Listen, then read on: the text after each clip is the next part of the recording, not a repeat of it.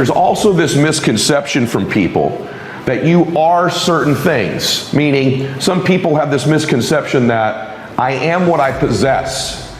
In other words, I am my possessions. And so they link their self-confidence to their possessions. And so they're constantly trying to acquire more and more possessions, thinking that's where they get their self-confidence from.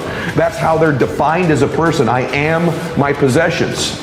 Couldn't be further from the truth. It's a hollow way to try to gain self-confidence by possessing things. Nothing wrong with going for material possessions.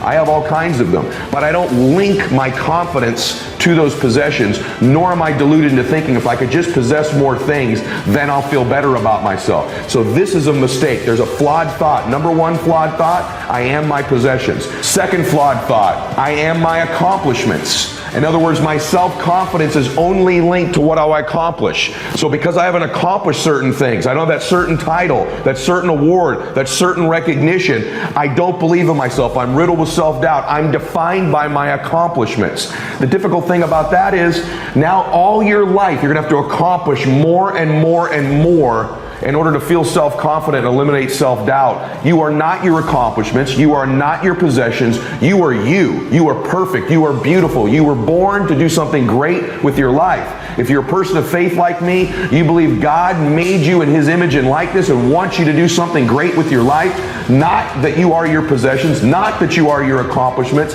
And this is the social media insidious influence it has in our lives. People are like, I don't feel good about myself. I've got this self-doubt. The gateway to me feeling more self-confidence is if I could possess more things, or if I could accomplish more things. Yes, having nice things will make you feel better about yourself. Yes, accomplishing things certainly is a reinforcement for self-confidence, but it's not the pathway to getting it. The pathway to getting it is doing something great with your life where you keep the promises you make to yourself and acknowledge this self-doubt, this self-thought, this negative talk isn't even mine. It was given to me when it was impossible for me to defend myself as a child, and maybe it even happened in adolescence, and probably some of those incidents have happened for you as an adult.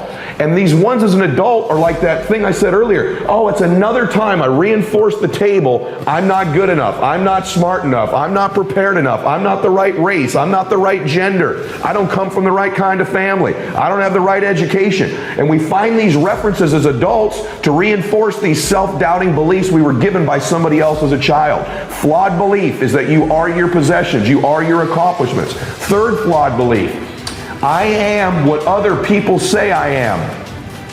Wrong. You are not what other people say you are, good or bad. I see too many people that if someone says something negative about them, they believe that's who they are. This is the flawed third belief. I am my possessions, I am my accomplishments, and you know what? Or I am what other people say I am. Let me be clear with you. You are not what other people tell you you are. It wasn't true when you were 18 months old, 5 years old, or 55 years old. You are not what other people say you are. So stop letting that dictate your self-confidence or fill you with self-doubt. And for the record, you are also not the good things people tell you you are all the time. Don't live for likes. Don't live for comments on your social media. Don't do things in your life just to solicit someone saying something great about you. It's a cheap, shallow, hollow way to try to gain self-esteem and self-confidence. It's fleeting, it's short-term, and it's needy. In fact, the fact that it is a necessity for you to get liked, to get people to say good things, to get comments on your social media, or to do so in your presence indicates a lack of self-esteem and self-confidence, because we know self-confidence is an internal game where we keep the promises we make to ourselves. The fourth type of flawed thinking is I am what I look like. In other words, if I don't look a certain way, like what the magazine says I should, or social media says I should, if I don't look like these people, I shouldn't have self-confidence. And that's ridiculous. I can tell you straightforwardly, you're beautiful as you are. Especially the ladies listening to this or watching this. The world is constantly trying to get you to believe you're not enough. You don't look right. You should lose this weight. You should gain this. This should be smaller. That should be bigger. Whatever it might be. They're constantly messaging women, you're not enough. You're not enough. You're not enough. You are what you look like. And this is true for men as well. Let me tell you straightforwardly, you are not what you look like. You are your soul. You are your spirit. You are your gifts. You are the contributions you make. You are your intentions.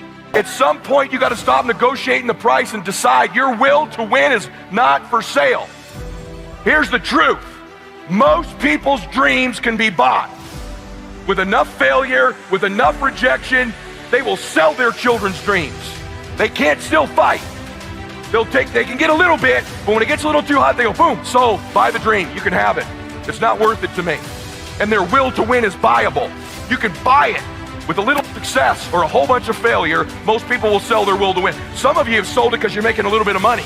You don't work like you did when you were making nothing. You're not after it like when you were broke. Now you got your 50, 100, 200, 300, 400 measly dollars a year, $1 million a year. Not to be rude, but that would not pay my jet fuel. And you think you're making a lot of money compared to what? But you sold your win for a little couple success. Some of you will sell your win for some failure. You're probably buyable. But if you decide at this meeting, my will cannot be bought. I don't care how long it takes, you can't buy this dude out. I'll keep fighting for my family. I'm the one. I'm gonna change my family tree forever. That's the decision. Decide now. You're gonna keep negotiating the price, or can you not be bought? I believe the greatest talent that you can draw a line through all the people who have won. Not all the people that win in business or life are unbelievable transfers of energy. Not all of them can close. Not all of them can persuade. Not all of them are great listeners. Not all of them even dealt well with adversity. They did that the majority of the time. But all of them have in common, they developed the talent, and yes, it is a talent, it is a skill of not quitting. I don't think most of you right now that are struggling in your business life right now are giving yourself enough credit for this incredible talent you're developing, which is resiliency, which is the ability not to quit.